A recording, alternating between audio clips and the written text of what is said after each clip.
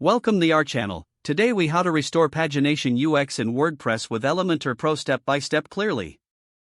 To restore pagination UX in WordPress with Elementor Pro, you'll first need to access your WordPress dashboard. Navigate to the page or post where you want to implement pagination. Open the page in Elementor by clicking on the Edit with Elementor button. Once the Elementor editor loads, locate the section where you want to add pagination. You can use a Posts widget to display your content in a paginated format. Drag and drop the Posts widget into the desired section of your layout. In the widget settings, look for the Query tab. Here, you can set the number of posts to display per page. Adjust the pagination options to enable pagination for the posts displayed. Make sure to select the type of pagination you prefer, such as numeric or next/previous buttons. After configuring these settings, check the layout and style options to ensure everything looks good. Preview your changes in the Elementor editor by clicking on the eye icon. If everything appears as expected, proceed to update the page.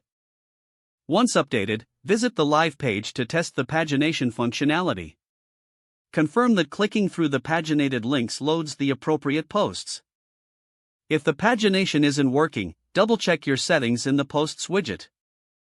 You may also want to clear any caching plugins after making changes.